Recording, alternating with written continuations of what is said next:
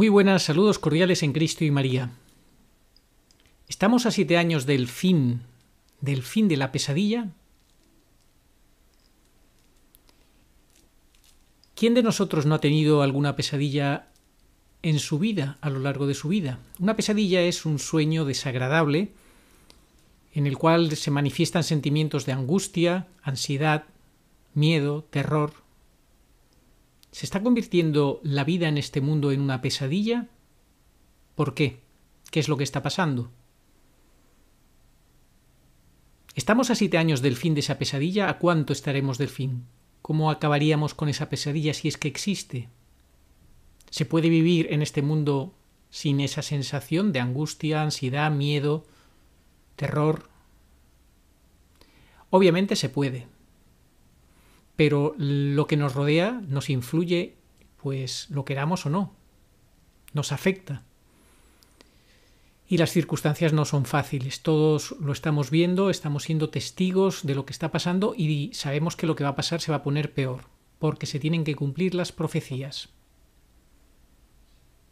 Una gran tribulación como nunca la ha habido ni la habrá, dice el Señor en el Evangelio. Así se lo dijo a sus discípulos y así sabemos que va a ser. Estamos en camino porque eso tiene que ocurrir antes de que venga el Señor a poner orden y ese sería el fin de la pesadilla. El doctor Luis de Benito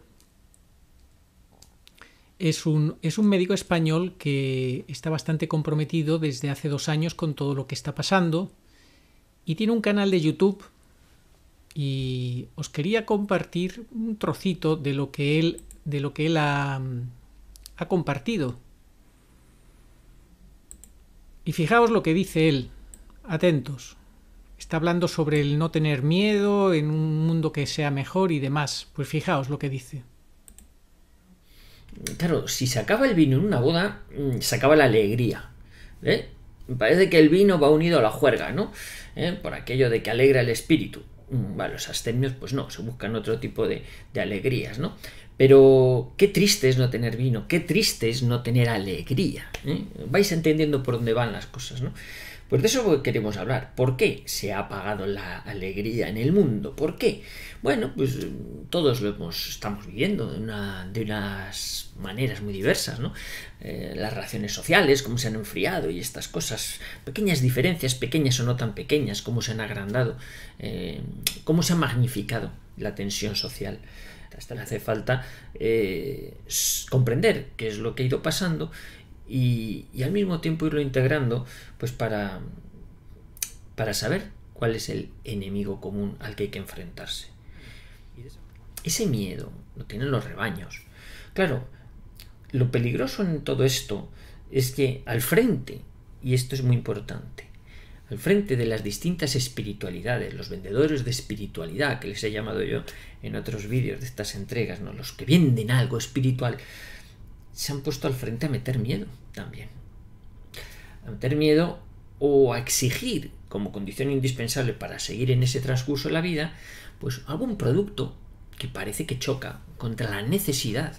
La necesidad de decir, ¿esto es necesario para llegar al cielo? ¿Para llegar a mi objetivo sobrenatural? No, me lo está pidiendo mi jefe espiritual. Y a veces los distintos jefes espirituales de las distintas confesiones imponen o presionan a los súbditos, pues porque parece que es eso, un acto de generosidad, de caridad. Y a veces la gente tiene que pensar, bueno, yo creo que este líder espiritual que hay aquí, este obispo, le voy a dar un golpecito y me lo voy a apartar del camino porque me está entorpeciendo el paso hacia la felicidad. Lo que quita.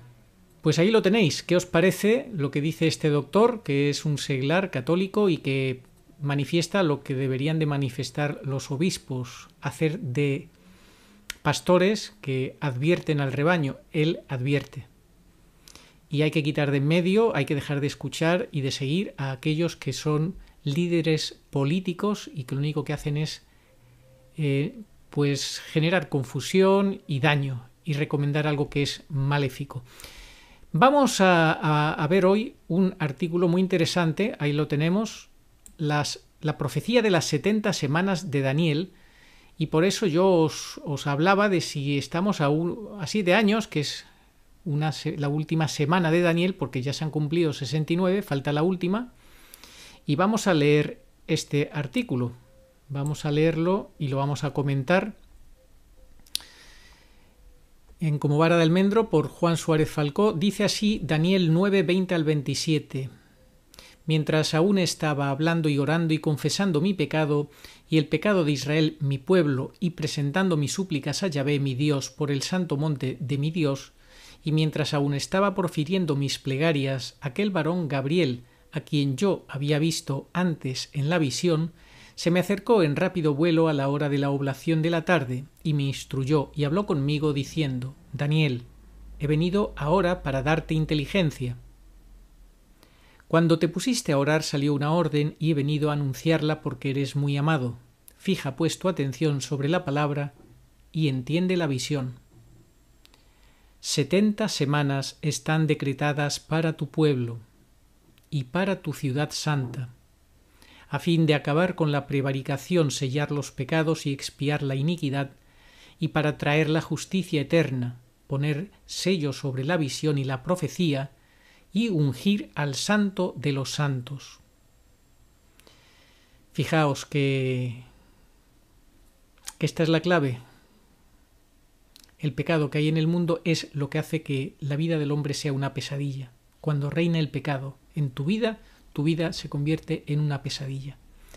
70 semanas están decretadas para tu pueblo y para tu ciudad santa a fin de acabar con la prevaricación, sellar los pecados y expiar la iniquidad, y para traer la justicia eterna, poner sello sobre la visión y la profecía, y ungir al santo de los santos. Conoce y entiende, desde la salida de la orden de restaurar y edificar a Jerusalén, hasta un ungido, un príncipe, habrá 7 semanas y 62 semanas, y en tiempos de angustias será ella reedificada con plaza y circunvalación. Al cabo de las 62 semanas será muerto el ungido y no será más. Y el pueblo de un príncipe que ha de venir destruirá la ciudad y el santuario, mas su fin será en una inundación, y hasta el fin habrá guerra, y habrá devastaciones decretadas.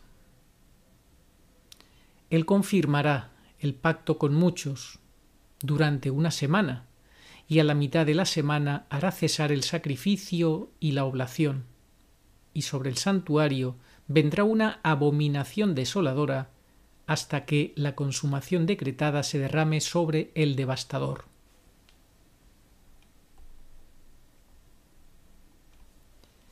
Ahí nos da una pista clarísima de que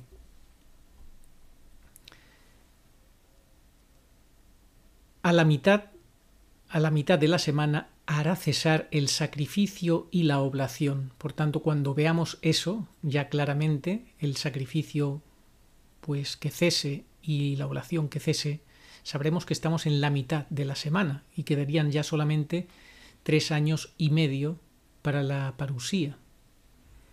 Ya llevaríamos 3 años y medio con el anticristo. En la última ya habría empezado esa última semana de Daniel. En su comentario a este texto fundamental, el padre Straubinger cita como autoridad la figura del sacerdote español don Pablo Caballero Sánchez, Paul, que escribió en 1946 un librito excelente titulado Las 70 semanas danielicas y el pueblo judío. Hemos tenido la gracia de adquirir y leer este opúsculo, que a nuestro juicio desentraña por completo la importantísima profecía de Daniel, que ha hecho correr ríos de tinta desde los padres hasta ahora.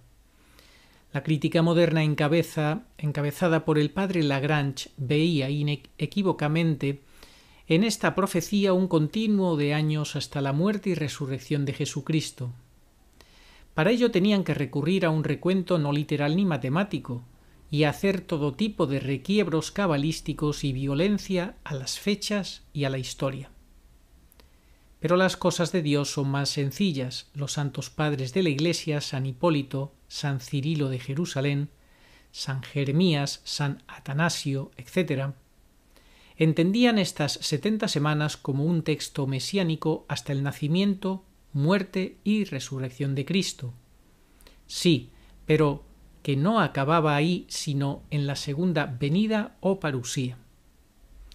Y además con perfecta cuadratura matemática hasta donde ellos pudieran alcanzar a ver. A esta opinión tradicional se sumó el padre Caballero Sánchez, añadiendo algunos elementos muy acertados, lo que la hacen ya, en mi opinión, irrefutable. En lo que vamos a explicar ahora resumiremos la tesis de este brillante sacerdote y teólogo con algunos aportes propios. Recordemos que Daniel era el líder espiritual de los judíos desterrados a Babilonia por Nabucodonosor. Otra parte, la más noble, la tribu de Judá, fue llevada a España, Sefarad, como indica a Abdías en 1.20, aunque ese es otro punto del que no hablaremos ahora. En el capítulo 9 de su libro vemos a Daniel estudiando y suspirando por saber cuándo se terminarían los 70 años del destierro en Babilonia, de los que hablaba el profeta Jeremías.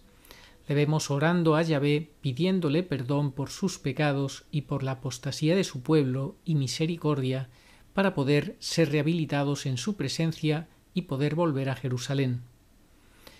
Y en la oración y oblación de la tarde, que se realizaba a las 15 horas, la misma hora a la que moría Jesús siglos más tarde, se le aparece el arcángel San Gabriel para instruirle por orden de Dios, no sólo sobre cuándo terminaría el destierro babilónico, sino más aún, para indicarle cuándo vendría el Mesías en humildad y pobreza, su primera venida, y luego en gloria y majestad, su parusía o segunda venida. En la profecía de Daniel, por tanto, Dios da un cronograma resumido de la historia de la salvación que se aplica primeramente al pueblo elegido, Israel, y luego, tras el deicidio y la apostasía judaicas, a la nueva Israel, la gentilidad, la cristiandad. El arcángel San Gabriel, como denota el gran Suárez, es siempre el enviado de Dios para anunciar las noticias de la venida del Mesías, y le dice a Daniel que mediarán 70 semanas de años, es decir, 490 años, para que se acabe con la maldad y el pecado y expiar la iniquidad, y para traer la justicia eterna, es decir, para que venga el reino de Cristo en los nuevos cielos y nueva tierra, que no terminará nunca, para dar por terminada la visión profética sobre la primera y la segunda venidas y ungir al Santo de los Santos, es decir, para instaurar el reino de Cristo en la tierra tras la parusía o segunda venida de Cristo. El día inicial del cómputo de esos 490 años, dies aquo, es la salida de la orden de restaurar y edificar a Jerusalén, que el padre Caballero cifra perfectamente en el edicto del rey Artajerjes, en el año 20 de su reinado, a Nehemías, dándole permiso para volver a Jerusalén para reedificar la ciudad, mes de Nisán, marzo-abril del año 453 a.C.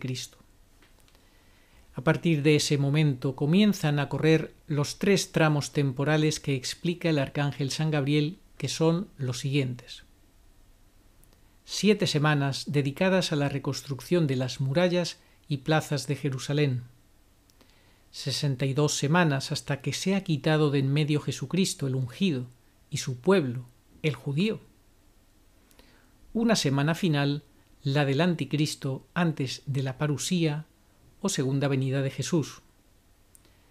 Estos 3 períodos se separan en la profecía porque cada uno de ellos tiene un significado propio, un sentido de unidad interior que les diferencia de los otros.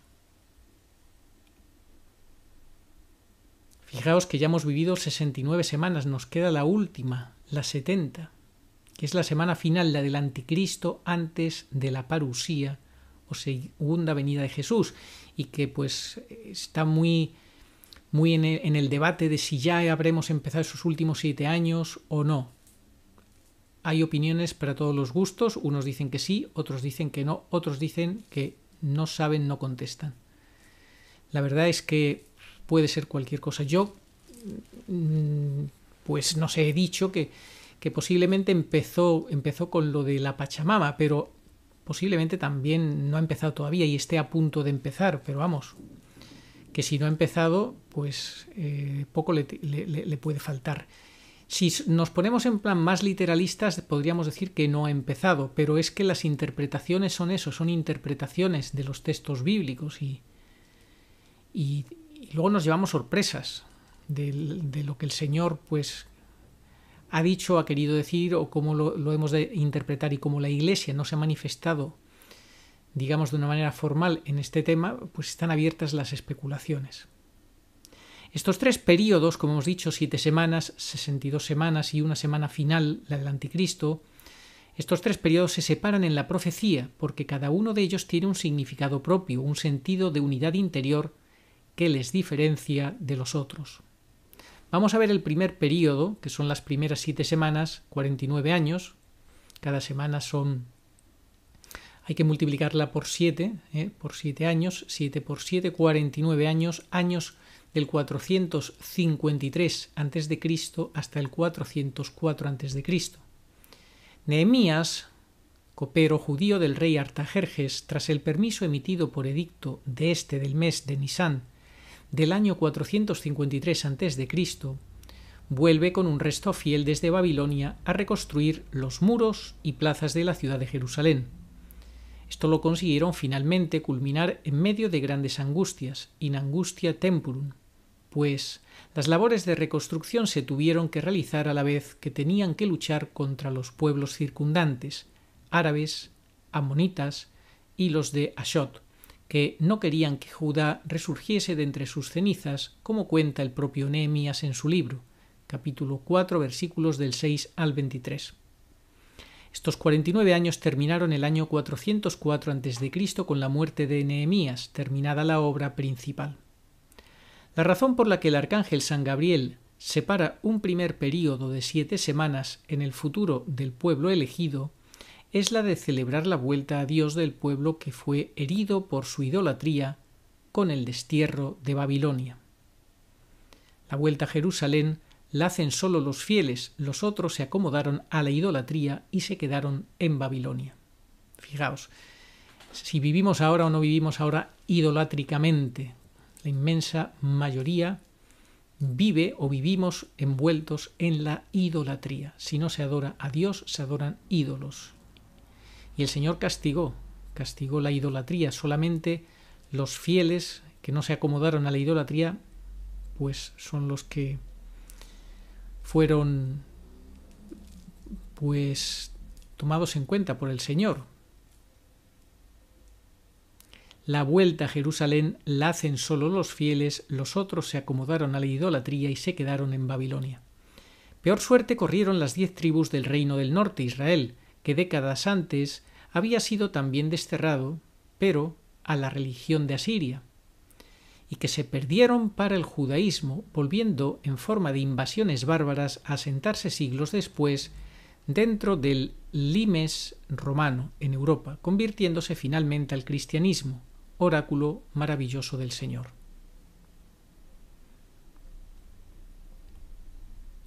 Segundo período, las 62 semanas siguientes, 434 años, desde los años 404 a.C.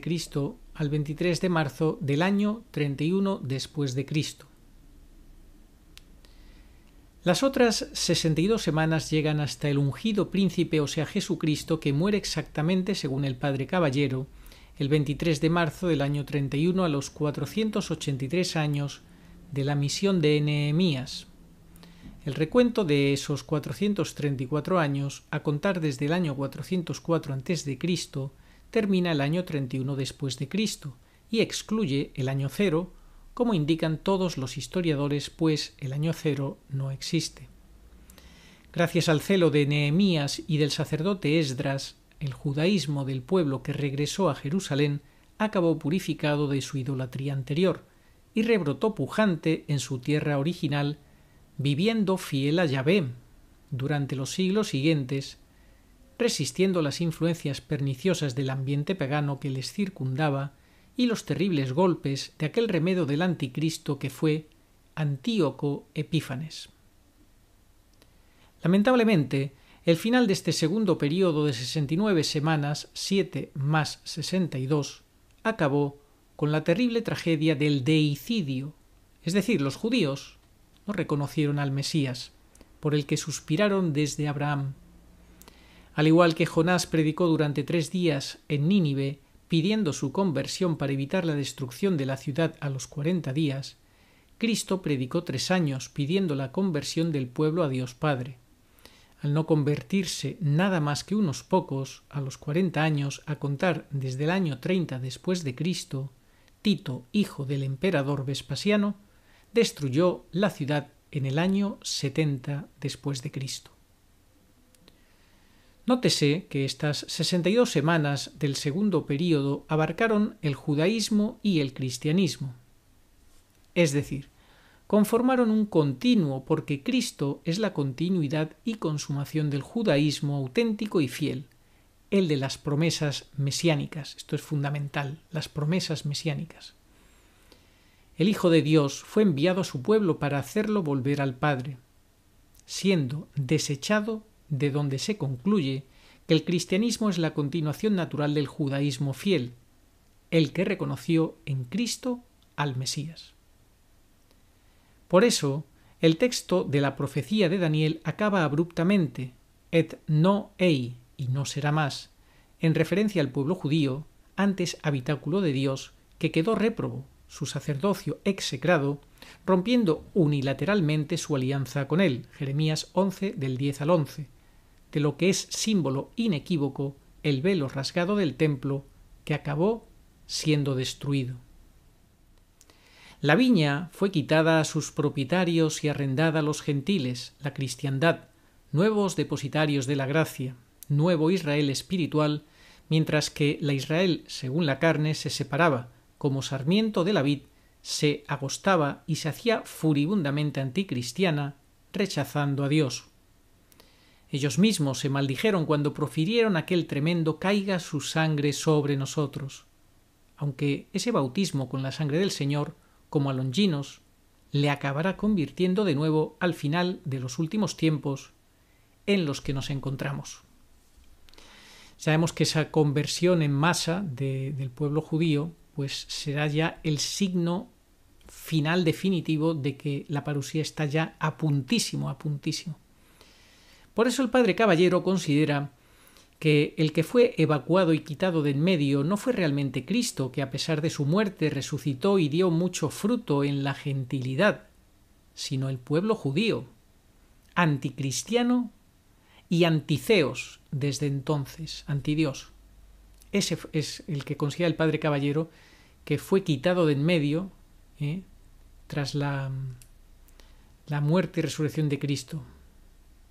El pueblo judío, anticristiano y antiteos, desde aquel momento. La sinagoga se convirtió, fijaos que nada más resucitar el Señor, pues compraron a los soldados romanos que estaban vigilando la tumba para que mintieran, hicieran correr el bulo de que los discípulos del Señor habían robado el cuerpo durante la noche.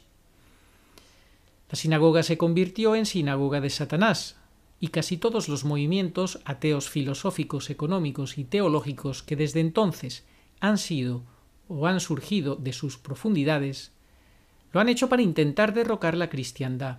Basta leer el Talmud para cerciorarse de ello. Y vamos ya con el tercer periodo, que es la última semana, los últimos 7 años, la semana del Anticristo.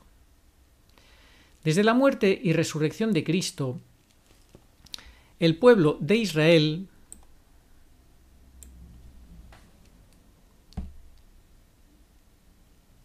el pueblo de Dios, desde la muerte y resurrección de Cristo, el pueblo de Dios, la nueva Israel, es la cristiandad, la catolicidad más en concreto, que ha florecido como rama injertada en el tronco del olivo original judío. Pero esta última semana presupone la apostasía final de la Iglesia católica, como advertía San Pablo en 2 Tesalonicenses 2:3, antes y durante el reinado del anticristo político, es decir, de la bestia del mar del Apocalipsis, 13 del 1 al 10. Porque lo que fue eso será, y la apostasía de la sinagoga previa al deicidio fue el tipo de la apostasía de la Iglesia católica. Esto es lo que muchos no entienden. Esto es lo que muchos, insisto, no entienden, que la Iglesia oficial católica, la oficial, va a hacer lo mismo que hizo el Sanedrín judío con Jesucristo para el deicidio.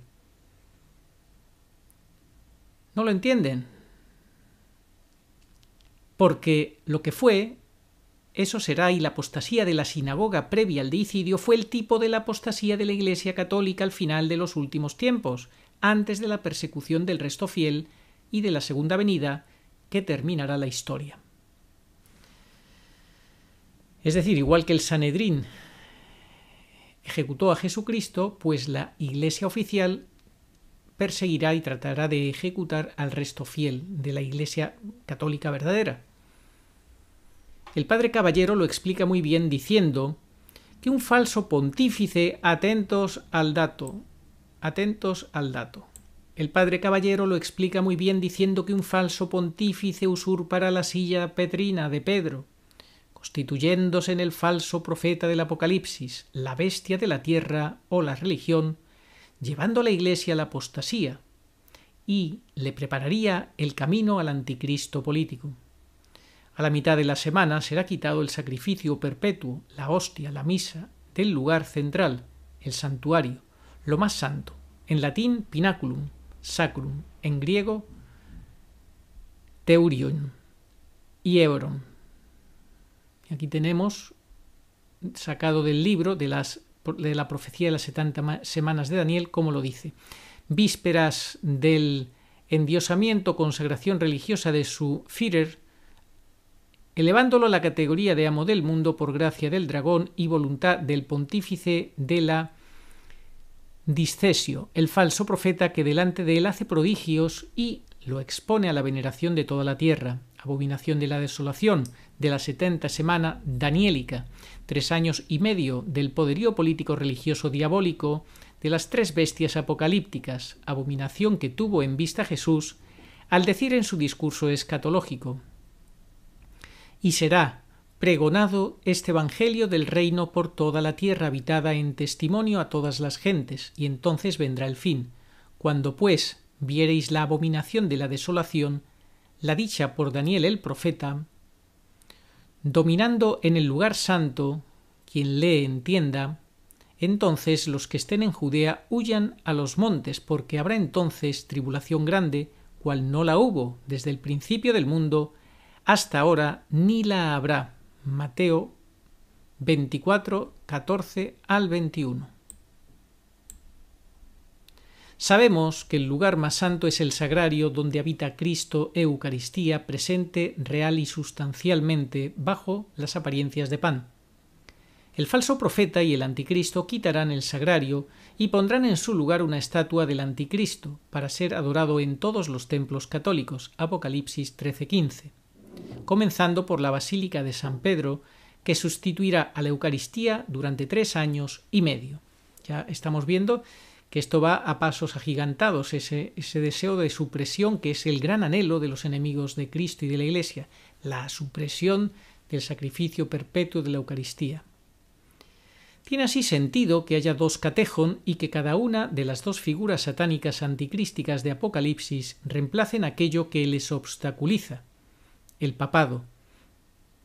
To catejón, algo que retiene, sería el catejón del falso profeta. Una vez quitado de en medio Benedicto XVI, Bergoglio ha usurpado el trono de Pedro, aunque sabemos que Benedicto sigue siendo el papa reinante, claro.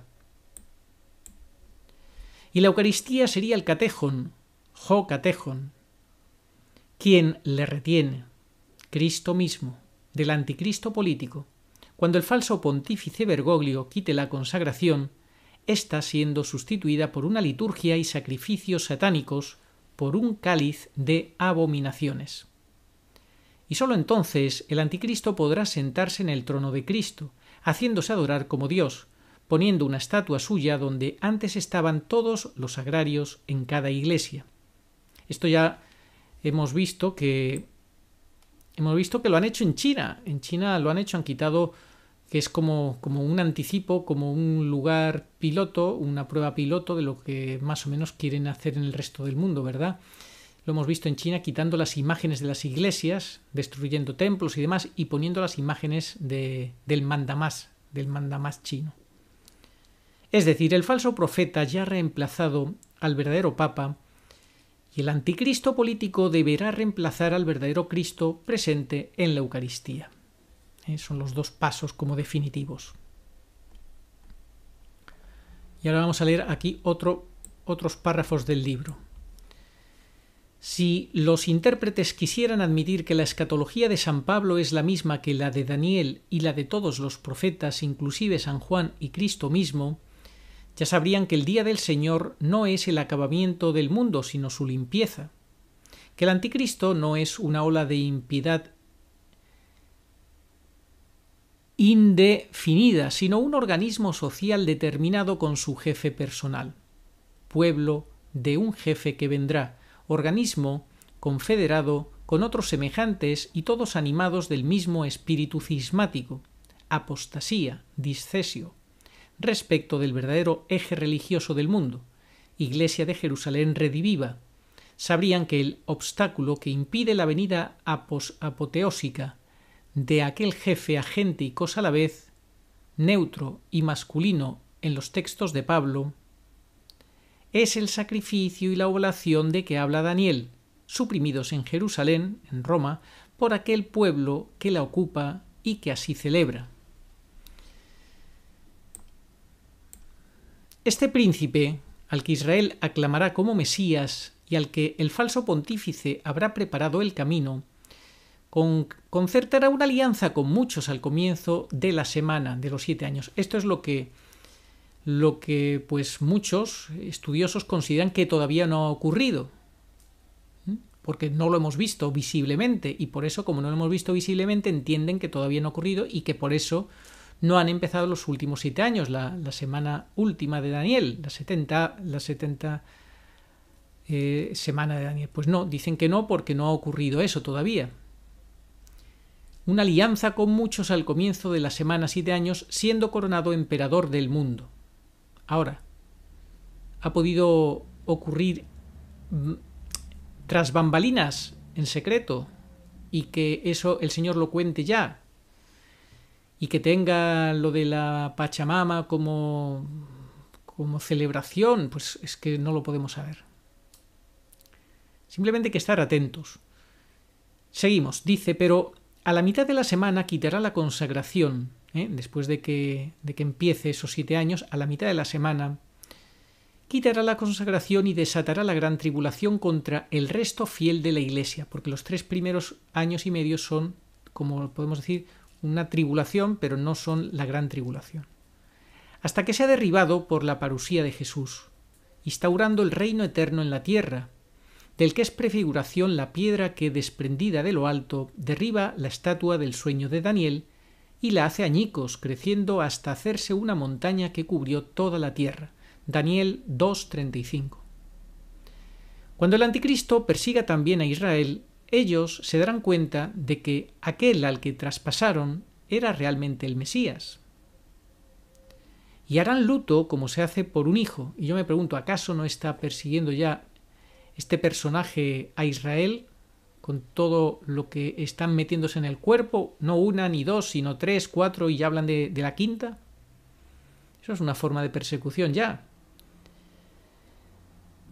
Repito, cuando el anticristo persiga también a Israel, ellos se darán cuenta de que aquel al que traspasaron era realmente el Mesías y harán luto como se hace por un hijo, Zacarías 12:10, y serán ellos los que clamen al cielo por Cristo, haciéndole bajar, diciendo: Ven, Señor Jesús, y bendito el que viene en nombre del Señor. Mateo 23:39.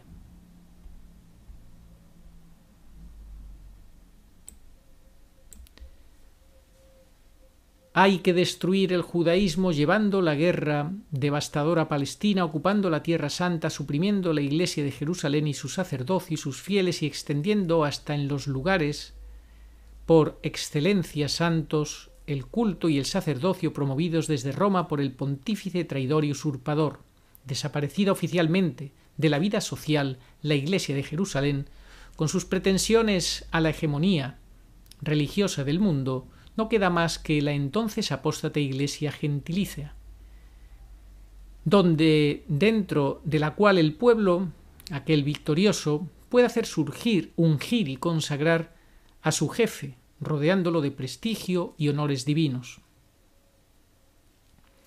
Y así se aclara con luz meridiana la naturaleza del misterio anunciado por San Pablo a los tesalonicenses con expresiones algo enigmáticas, que tantos dolores de cabeza han causado los intérpretes. Nadie os engañe, en ninguna manera, hermanos, como que esté encima del día del Señor, porque no vendrá sin que primero venga la apostasía y sea revelado el hombre del pecado, el hijo de la perdición, el que hace frente y se ensalza contra todo quien es llamado Dios o que recibe adoración, hasta tanto que se asiente él en el templo de Dios, mostrándose a sí mismo como que es Dios.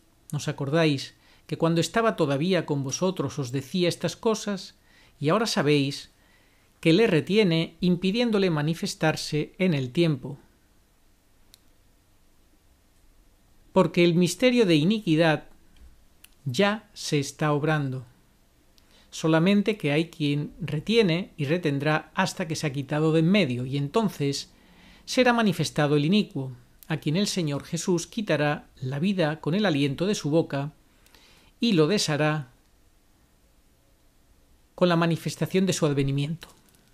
Bueno, pues ya estamos terminando. Vuelve el hijo pródigo, el pueblo judío a la casa paterna.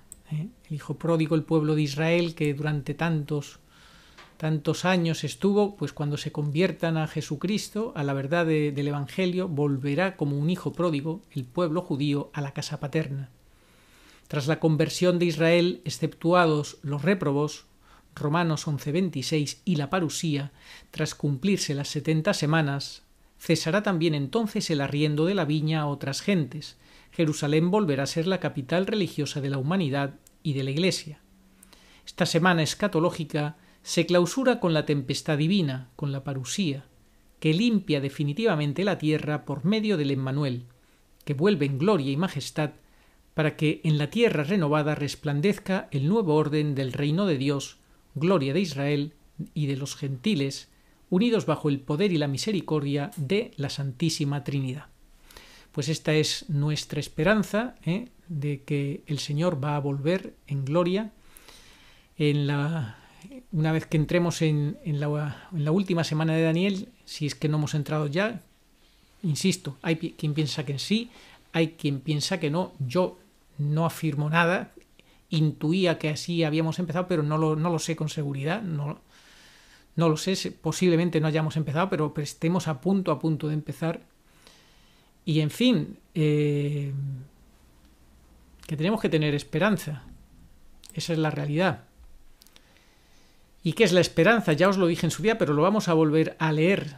La esperanza es la virtud teologal, como dice el Catecismo de Juan Pablo II, por la que aspiramos al reino de los cielos y a la vida eterna, como felicidad nuestra, poniendo nuestra confianza en las promesas de Cristo y apoyándonos no en nuestras fuerzas, sino en los auxilios de la gracia del Espíritu Santo. Por eso no hay verdadera esperanza si no se vive en gracia, porque es la gracia la que nos mueve a tenerla. Mantengamos firmes la confesión de la esperanza, pues fiel es el autor de la promesa. El Espíritu Santo que Él derramó sobre nosotros con largueza por medio de Jesucristo nuestro Salvador, para que justificados por su gracia fuésemos constituidos herederos en esperanza de vida eterna. Estamos pues a 7 años del fin de la pesadilla. ¿Qué es la pesadilla? Como decíamos, es una vida de pecado, es el pecado en el mundo, son las estructuras de pecado que decía Juan Pablo II, que dice en algunas encíclicas de papas sobre el mal que hay en el mundo. Estructuras de pecado son los pecados personales, es el ambiente que nos rodea, dominado por tantos demonios que están sueltos, están probando la humanidad y son consecuencia del pecado. Esa es la pesadilla que rodea, que asfixia al mundo. Y nos quieren llevar del borreguismo al Del borreguismo al robotismo. No se conforman con que la gente esté aborregada en el pecado, en la ceguera, en la estulticia, en la incapacidad para ver los signos de los tiempos, para discernir lo que está pasando. No se conforman con eso. Nos quieren llevar del borreguismo al robotismo. A convertirnos en humanos robotizados, 2.0, transhumanos. Es esa cuarta revolución que nos quieren imponer a toda costa, para lo cual pues están metiendo en el cuerpo lo que están metiendo una y otra vez, como quiera que sea, y con deseos de cambiar la obra de Dios que hizo en nosotros, el ADN que nos dio, pues transformarlo y tener la capacidad de neuromodularnos. Todo esto lo estamos viendo y todo esto son signos de los tiempos de que estamos ya muy próximos a la parusía, a la plena manifestación del enemigo de Cristo. Fijaos, os quiero poner para que veáis un ejemplo. Atentos, fijaos. Esto es una mujer androide espectacular y que reconoce pues que nunca podrá tener un alma. Fijaos sus declaraciones a una entrevista que le hacen. Starters, what should I call you? I'm Chloe. And you, what's your name? Oh, John. My name is John. Delighted to meet you, John. I understand you're the first android to have passed the Turing test. Could you tell us a little more about that? I really didn't do much, you know. I just spoke with a few humans to see if they could tell the difference between me and a real person. But it was a really interesting experience. But this is the first time in history that man has created a machine more intelligent than himself. I gather your brain can perform several billion operations per second. Is that right? Absolutely. But I only exist thanks to the intelligence of the humans who designed me. And, you know, they have something I could never have. Really? And what's that? A soul. ¿Qué te parece? Muy inteligente, inteligentísima, pero no deja de ser un robot. Y nunca podrá tener un alma. Eso que tienen los seres humanos, que tenemos los seres humanos, un alma inmortal que Dios nos ha dado en el momento de nuestra concepción y que la inmensa mayoría no valora. Y que los enemigos de la humanidad pues quieren terminar de que no solo no la valoremos, sino que nos olvidemos de que la tenemos, nos quieren desalmados. Y por eso nos quieren robotizados. Y por eso nos meten tantas cosas dentro del cuerpo y no se conforman con tenernos aborregados, sino que quieren dar un paso adelante más. Y están convencidos que ese paso ya ha llegado, está llegando y es imparable, dicen que es imparable.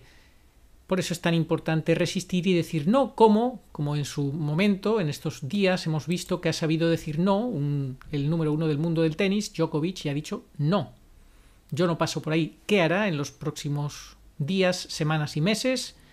¿Se seguirá manteniendo firme? ¿Cederá? ¿Será todo un montaje? ¿Cuál es la verdad que hay o habrá detrás de todo esto? Yo espero que sea verdad y quiero pensar que se mantendrá firme, que no cederá. Pero vivimos en un gran engaño masivo en todos los órdenes. Esto ya os lo he dicho en muchas ocasiones, en muchos vídeos, en muchos temas que hemos tratado. Y tenemos que ser pues muy observadores y prudentes en los juicios que hagamos al analizar la realidad que nos rodea. Vamos a ver cómo se comporta él. Ya hemos visto que le han echado de ese grande, el primero de la temporada, que bueno, que lo ha ganado 9 veces más que nadie, fuera. ¿Y qué más os puedo contar? Pues una última cosa es hablaros de que la gente sencilla y humilde, curiosamente, es la que está sabiendo ver claramente en una gran parte que no hay que pasar por el aro, que no hay que aceptar esto que a toda costa te quieren meter en el cuerpo y dicen que no y que no. Esto me contaba una amiga desde México cuando me ha enviado un audio diciendo lo que ella veía por la calle en su ciudad cuando paseaba y veía unos puestos con nativos de Chiapas, gente muy achaparradita, muy pequeñitos, me decía, y con los cuales intercambió algunas palabras y todos le dijeron que no iban a pasar por el aro, que no iban a participar en esas campañas masivas de meterse esas cosas en el cuerpo, ni muchísimo menos, y que no tenían el más mínimo interés. Fijaos cómo lo cuenta ella y a ver qué os parece. Y ahorita me puse a preguntarle a varios que me topaba así en el camino y todos coincidían, todos me decían, no, yo no me inyecto, eso dicen que es veneno, pero apenas ya hablan español, es increíble, y muy recios y decididos, o sea, fíjate, dan ejemplo, así que toda esa gente borrega que ha caído en el engaño, gente preparada que no ve y que está ciega, pues estos sencillos, humildes que Dios ama tanto, pues les ganaron. Así nos lo compartía ella y yo os lo he querido compartir a vosotros porque valía la pena escuchar ese testimonio que confirma lo que estamos viendo. Los más instruidos, con títulos de todo tipo, en escalas sociales superiores, y sin embargo son todos borregos del sistema. ¿Por qué será? Sorprendente, ¿verdad? Pero es así, se cumplen las palabras del Magnificat, que despide a los ricos vacíos, a los ricos de tantas comodidades, de una vida aburguesada y dominada pues por el oficialismo y por lo que te cuentan y sin capacidad de discernimiento, en fin, no sé cómo ni por qué, pero esta es la realidad. Terrible. Del borreguismo al robotismo, ¿a cuánto tiempo estamos del fin de esta pesadilla, de que el Señor venga a acabar con el reinado de su enemigo? No lo sabemos, pero tenemos que tener esperanza, tenemos que cultivar las virtudes de fe, esperanza y caridad, tenemos que cultivar la adoración a nuestro Señor, a la Eucaristía, mientras podamos, porque quien no adora a Jesús Eucaristía, quien no adora a Dios, adora ídolos. Y este es un ídolo, que estamos viendo, en el cual la gente está cayendo tantísimo. La gran mayoría seguirá en el oficialismo, anclados al oficialismo, al sistema, a la narrativa oficial, en todos los ámbitos.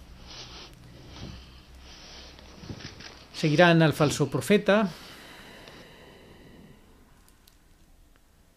Y nosotros lo único que tenemos que procurar es estar en gracia, pedir la gracia del discernimiento, la fortaleza, estar siempre preparados para la muerte y para la parusía, antes para el gran aviso, para que nosotros lo podamos vivir, no tanto como una iluminación de conciencias, ojalá, sino más como un segundo Pentecostés, y poco más que añadiros. Cuando a Santa Juana de Arco le preguntaron los jueces que le estaban juzgando del tribunal si estaba en gracia de Dios, ella contestó: si no lo estoy, quiera Dios que lo esté, que me ponga en ella, y si sí lo estoy, quiera Dios que no la pierda.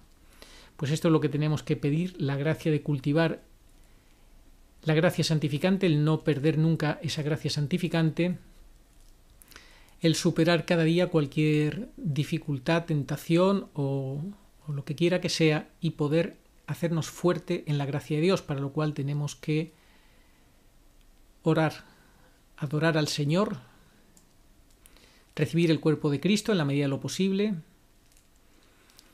y hacer ejercicios prácticos para cultivar las virtudes. Esto es lo que le pedimos, o como decía nuestra madre en Garabandal, hay que hacer sacrificios, visitar a Jesús en la Eucaristía, en el Santísimo, procurar ser muy buenos, dar más importancia a la Eucaristía, etc. Bueno, pues le pedimos al Señor que nos ayude, que estemos preparados para enfrentar cada día las pruebas que nos vayan viniendo y que nos dé el don de discernimiento. Oración a Nuestra Señora de todos los pueblos. Señor Jesucristo, Hijo del Padre, manda ahora tu Espíritu sobre la tierra. Haz que el Espíritu Santo habite en el corazón de todos los pueblos, para que sean preservados de la corrupción, de las calamidades y de la guerra. Que la Señora de todos los pueblos, que un día era María, sea nuestra abogada. Amén. Oh María sin pecado concebida, rogad por nosotros, que recurrimos a vos. Amén.